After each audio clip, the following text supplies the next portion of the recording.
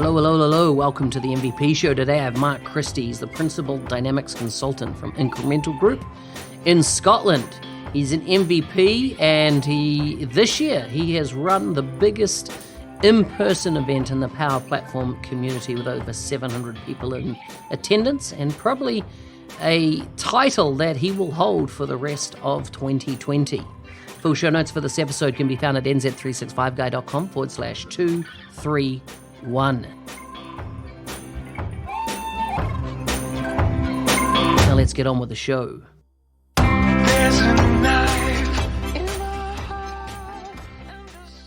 Hey Mark, welcome to the MVP show. Thank you very much. How are we doing? Good, mate. Good to have you on the show. There's so much to discuss since we've last seen each other caught up. The world's totally changed. It has indeed. It's gone a little ski-wick, getting a bit back to normality, but yeah, it's different times. Yeah, definitely different times. Tell me, the Scottish Summit was, I suppose, the last major community event to happen in the world in person. And what's been your take, your retrospective on that event? So kind of taking a step back, let's be honest, hopefully I'm going to tick the box, or myself and Ian will tick the box to say it was the biggest Dynamics in-person event of the year. I'm going for that. I'm putting my hat out there and saying we're going to get that. It's just the things that not from us, but the things that we've heard from people in the community that has galvanised them, it's got them speaking to other people who are maybe modern workplace folks, speaking to people who are doing CDS and working on many projects and everything together. It's been madness, and I think we just have to kind of keep going, keep pushing, keep the community going strong. Since that event, of course, everything has changed, but I know the putting on that event was a massive, massive workload. And before we get into that, actually, for those that you don't know, this is Mark Christie, and he, when I first went to the UK coming up 2 years ago now, there was no Scottish community at all in Scotland. There was not even a user group running at the time, and Mark decided to run a conference, which I participated in, and everyone was, told him that he wouldn't get people there because there was no community in Scotland. And what was the results of that first conference? I mean, how many regos and attendees did we get all up on that first one? Yeah, so the backstory was we were told that we should use Microsoft's office in Edinburgh because it holds 30 people. You're not going to get more than 30 people in that. And obviously, as soon as somebody says you can't do it, my first reaction is, okay, let's do it, but let's blow it out of the water. So yeah, we arranged an event. We held it at the Strathclyde Uni in Glasgow, and we had, registration-wise, we had over 400, but I think the final numbers were 310, 320. So it's a massively successful event, right? And really, I often use this as an example of people that go to me, there's not enough people in our city or our town or our country to run a user group. And I instantly tell your story every time I hear that. And it's been a couple of times over the last 18 months that people have said this to me. And I think you guys are a shining example, because this year, tell us a few stats around the event that you put on just 12 months later. Oh, so 12 months later, we had over 700 people turn up. We ran it over 3 days. So we actually had, on day one, we had some training sessions from Nick Dolman on Power Apps portals. Day two was a Microsoft-led hackathon, where we had 3 different hackathons. And the big day, the coup de grace, was 700 people. And that was over 100 sessions throughout the day with over 12 different tracks. So we had every single room in that building packed full. There was standing room only in some of the rooms. We did get a reprimand from the venue after the fact for filling too many people in the room, which we cannot we can't complain. I mean, we actually had, so the main auditorium itself holds 500, or sorry, 600. For the keynote speech, we actually had to put people downstairs and live stream from the main room downstairs just so everyone could see it. Amazing, amazing. And of course, now, that was it is the biggest in-person event of 2020. It was the last event anybody could turn out. Nobody, would predict what was going to happen next. What are your thoughts on the plethora of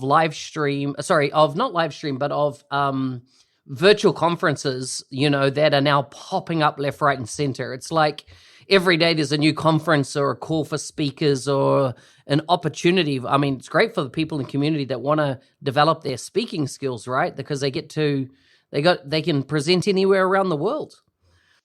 Yeah, I mean, I was asked last month to speak, to do a keynote for a user group in Chicago. There's just so many different opportunities. But yes, there are lots of different opportunities, but at some point it is getting oversaturated. We've made a decision not to run any UGs while all of this is going on because there's so many of them. I mean, I did join one last night.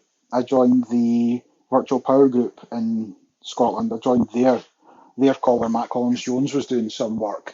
But I mean, I would say every day of the week there is something on, and I see the same names popping up, which is brilliant. People are getting the time and the space to do things. However, I think there's a lot of material that's being reused, and that will get stale quite quickly. But as you say, giving people the platform to do it is great.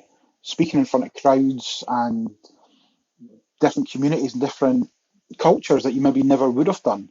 I mean, I know myself going from speaking in the UK where, I mean, if you've ever seen me talk, I am very hands-on, I'm very interactive, I bounce off the crowd. I prepare 3 slides and then the rest is just me doing stand-up, as we know from Bristol. So yes. And then I went over to Brussels to talk and it was very, very dry. They were there, they were listening, there was no interaction. And it's being able to read the different crowds. I think being able to read a crowd virtually is very, very hard. Totally. I always found when I was doing virtual, pre-sales, and I remember particularly once doing this one, I was in Western Australia in the boardroom of our company there, and I was presenting into Hong Kong, and it was just, they double booked me. I would have normally been in Hong Kong to do it in person. But the hardest thing I found was, if you land an idea or a concept and relate it to a business outcome, there was no way of, reading the audience to see, did that land? Did they understand it? Do I move on, or do I need to, uncover, their disbelief or whatever it is, and it is difficult in a virtual world. But I think we're going to develop new tools. I see Satya today announced the new feature in Teams, which are a team together, which it creates a virtual conference room and all the heads sit in seats and stuff. It's interesting.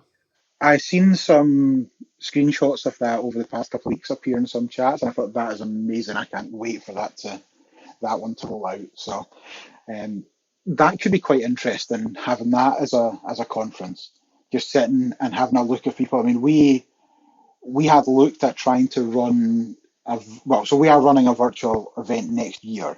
We had looked at some augmented reality for it.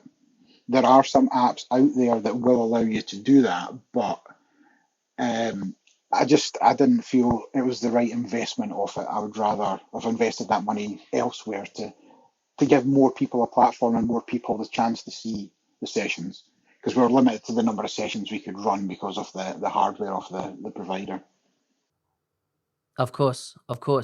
One of the things you mentioned there is that, you're seeing often repeats of the same sessions around the traps. And of course, a comedian gets really good at their job because they do repeat themselves just at different venues, different locations, different audiences, right? And they work on the landing of their message. Is it connecting at the right points? They take the Q&A, well, not comedians, but let's say, relating this back to our industry, you look at the Q&A and go, okay, should I build into my next presentation these things which I know are going to come up, and so if you like head them off, so therefore more new questions can come up. So I do like the idea of doing a presentation and refining it over, over delivering it in multiple sessions, because I think it gets better with time. But I think that the key thing is there, if you're going back to the comedian scenario, it's always a different city, different venue, that type of thing. And so therefore, if I was looking at doing this at the moment, I'd be going, okay, can I hit, 5 or 6 time zones around the world at different user groups and deliver it across those? The chances of having the same person in one of my sessions again is going to be very remote. Well, no, I'd argue differently. I mean, a lot of people are joining sessions from all over the world. Even in the midnight, 3 a.m. in the morning, 2 a.m. in the morning? Yeah, so maybe that's the one kind of difference, like a UK to US or UK to Oz sort of time. But yeah, I mean, I have to be careful how I word this. There are sessions that I've seen where it has been in different locations, in different time zones, but I've even joined different time zones and different things. And that's really where the comment came off of replaying the same thing multiple times. Yeah, I get the refinement of it. That's good. But that is maybe how people work, especially if they're getting used to things. If it is maybe the first slide deck they've done, the first presentation they've done, then yeah. I think being more seasoned, a lot of these presentations for me become throwaway that I do. I will do a session probably no more than 4 times before I bin it. And if you see that session 3 times, I mean, it's maybe I've just been unlucky and seen the same session 3 times and it's then been binned the next one. But yeah, there's a lot more choice out there. But I do think that oversaturation may become an issue. And that's kind of why we're not doing anything, and we've done something totally different for our virtual event at the start of next year. I mean, I'll give you another example just on this topic, is that the industry is always changing, right? New people are coming into the industry. They're not seeing sometimes I see us as seasoned professionals, we make a judgment call off our seasoned professional backgrounds, but we don't often look at it with new eyes. And I take a leaf from Microsoft here, and I'll talk about Ryan Jones specifically. I've seen him do his CDS presentation multiple times, right?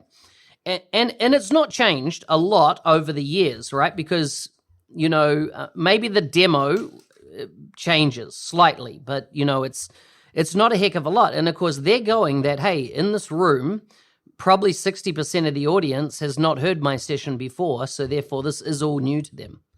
But it's still the same thing, right? CDS is CDS. It's kind of like,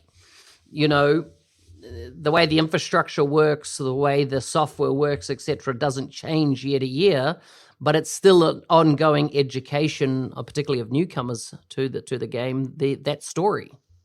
No, that is true. I mean, that's where I think setting out the levels that you're going. Is this a level 100 session? Is this a level 2, 3, 400? I think that can also sometimes be a good gauge of where you're going in. I mean, I totally get you.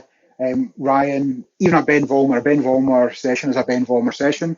It's the same 95%. The only differences are some of the technical aspects of it have changed. So no, yeah, I do. Yeah, I take that. And as part of my job, I do obviously mentor the people in my work and kind of mentor people who are trying to join the MVP program. So I do have to sometimes take that stance. Okay, yeah, that is a little bit different, and you need to refine it. And yeah, but when we look at doing refinement, it's right. Let's do some internal playbacks of it and do it that way. So there are, yeah, I like it. But I do think that, like, if you're going to be a speaker in our industry, you need to have between 3 to 5 different presentations for different audiences and for different events, right? And the reason is that if we look at the comedian metaphor again, they have a repertoire of jokes and they decide what's going to be in this gig tonight, what I'm going to put in there. And I think, yeah, the risk is, you're a one-trick pony, And I think that, I think the leveling, level 100, 200, 300, once again, based on your audience base, it is important to understand who your audience is each time. I agree. And it's been able to switch as well. You need to be able to switch. If you start off on level 100 or you start on level 400 and you're not getting that interaction that you would expect, you need to drop it down to the right level. What's your predictions for how do you see a day that things are going to go back to normal, as in pre-January this year, or do you think? And I'm going to talk about in work here and what you're observing as a consultant. What do you think is going to happen in the industry? So I know for me that we'll not be in our office again this year. And I think customers are now seeing, yes, it can be done remotely, and they're also seeing that they're not having to pay expenses. Expenses for some consultants can be the same as a day rate. So if you look at flights, if you look at hotel, you look at meal and a flight back or a hotel, that's a lot of money. If they can do this remotely, and especially with the advances, I mean, I think Microsoft have had to roll out functionality in Teams that was maybe 12, 18 months down the road that it would have been ready. But they've had to up the game to bring that out, and I think that's made a huge difference. I mean, I've been running sessions, so I'm working on 3 projects at the moment. All are being done as workshops remotely. All are fully interactive, always on camera, because that way, I've got a rule that I'll explain something once, and if I'm getting blank expressions, I will try and change it into their terminology and explain it again. If it still doesn't hit, I'll then dumb it down as much as I can. But being able to see the look and expression on people's faces through Teams is a huge benefit from that. Because I've been on a customer site where I've been in a room with 3 of the clients, and 2 of them have dialed in just on the phone, on a big speaker phone. So you've got your big spider phone sitting in the middle of the table, and you don't know if they're even there. They've maybe disappeared away for a cup of tea and a pee. Whereas at least if you're on video on Teams, you can actually see what's going on. You can gauge the reaction. If you can see somebody's not believing what you're telling them, you can ask them. You can question people as well. One of the things as a consultant, you look at the room, you know your audience. You can tell if somebody has got something that they want to say, or is struggling with something. You can just tell with that look on their face, and that doing that on Teams, it works the same. I mean, I think we've all had to adapt, but yeah, I don't think it's going to go back to normal. This will become the new normal, which as a consultant is great because that then opens up a lot more doors. Being based up in Scotland, middle of nowhere, I'm not limited to where I am because I've worked for English companies, but there was the expectation of, yeah, you need to be in London 2 or 3 days a week. I think that's going to change. So there's the job and the marketplace for that is going to explode. Yeah, I think it's actually a change in the mindset of the customer to a degree.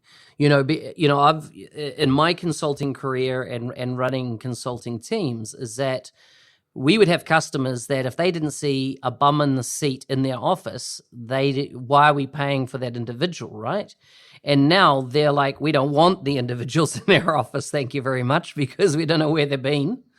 And so now you've got this scenario where I think the customers are going, this actually works, and it's a lower cost. We don't have to set up access, hardware, all this kind of stuff.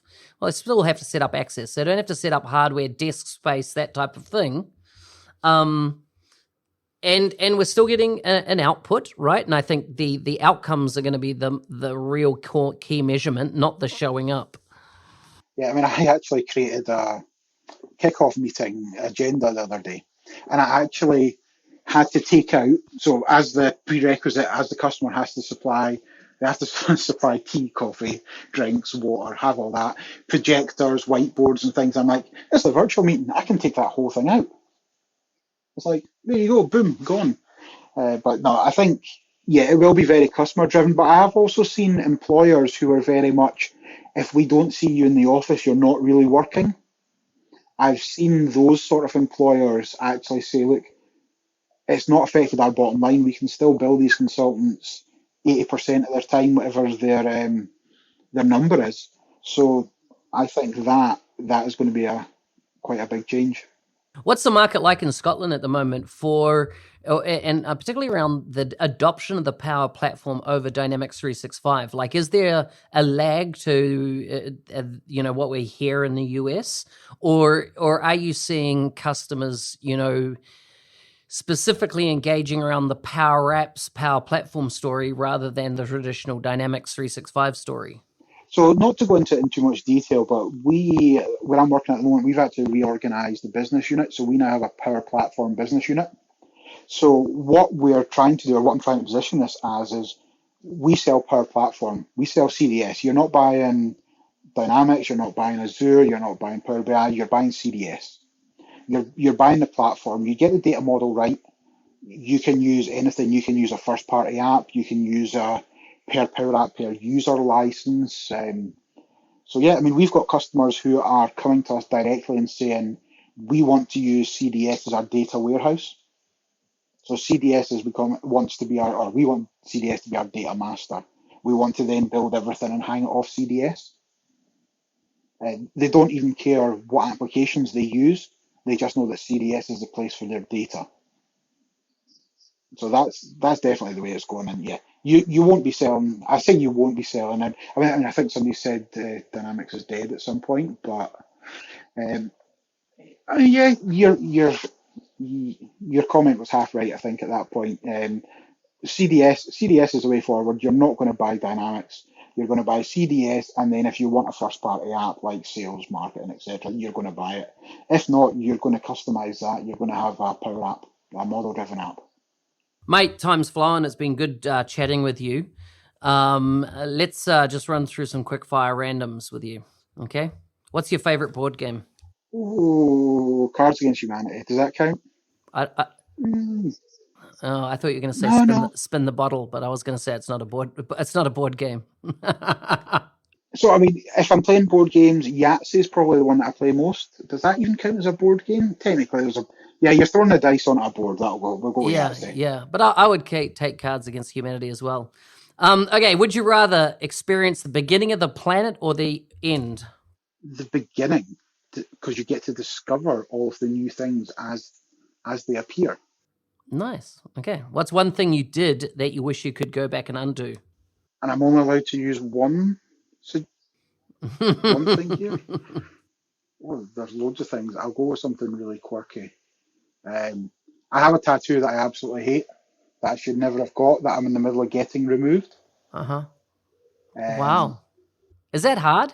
Does it hurt to get it removed more than getting it added? it's about 3 times as painful to get it removed, because basically all they're doing is burning your skin. Yeah. So they burn your skin so that it blisters. So they burn it to a certain temperature so that it blisters and the ink rises to the top. So when the blisters then pop, the ink comes out. It's going to take about 4 sessions to get it done. Wow. So I wouldn't have to deal with that pain. Describe your worst date ever. My worst date ever. Yeah. You don't have to name names. This was before I was married. I went on a date with somebody, and the person I went out with a date on the night before was at the table next to her, or next to us, with her mum and dad, and was explaining how she had a great date the night before. She hadn't seen me at that point, and honestly, being Scottish, I'm very pale skinned. I was grey. That gave me the absolute fear. Um, and I was quite lucky at that point because mobile phones had just come out. I think I was actually still rocking a pager at that point. So yeah, I just kind of ghosted that one. I didn't have to reply to any messages because the phones weren't kicking. Wow. If you could visit any place in the world, where would you go? This is going to be very Microsoft centric. Well, no, actually, no, I was going to say Seattle, Dallas. I'm a very big Dallas Cowboys fan. I want to go there. I want to visit the stadium. That's probably one of my biggest things. I've done sort of the holidays that I want to do. I've done Dubai, I've done Thailand, but I've never got to go to Arlington to AT&T Stadium. The best. That's where I want to go. Nice. What was the last foreign country you visited? I'm probably going to say it was Thailand. I can't remember. I don't think I've been anywhere abroad this year. I mean, MVB Summit was meant to happen and that got cancelled, so my Seattle trip never happened. And a few events also got cancelled. So yeah, I don't think I've actually been anywhere this year. The last holiday I had anyway was Thailand. I've probably been speaking somewhere between then and Christmas, but I can't remember off the top of my head. Wow. This is a personal random question. Is it true about what they say a Scot wears under their kilt? You'll need to ask John Levett what he wore doing the keynote speech. Did he freeball? I will not comment on that. I will let him do. It depends on the venue and the surroundings. Let's just say, if you are up on a stage and you are wearing a kilt, the people who are downstream of that kilt will not be watching what you're talking about. So yes, there is a time and place, and also not to go into too much detail, but the material is very heavy woolen material, which gets very itchy and very.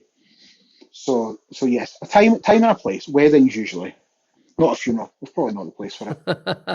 Good. Gotcha. That is so cool.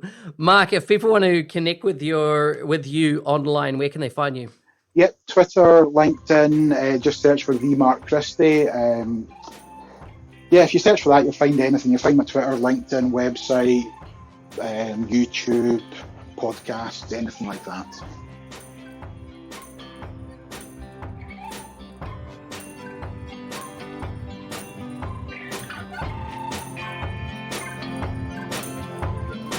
Hey, thanks for listening. If you've not had a chance to review, as in rate, give me feedback on the show, I would love to hear from you. One way you can do this is on iTunes. If you go to nz365guy.com/iTunes, that'll auto redirect to iTunes or Apple's platform where you can leave a review. I'm really after 2 reviews. That's it, and it'll put me over the 20 number, which I hope will mean reviews will show up on my podcast feed. I'd appreciate it. I hope you appreciate the show. Full show notes can be found at nz365guy.com/231. See you next Thursday.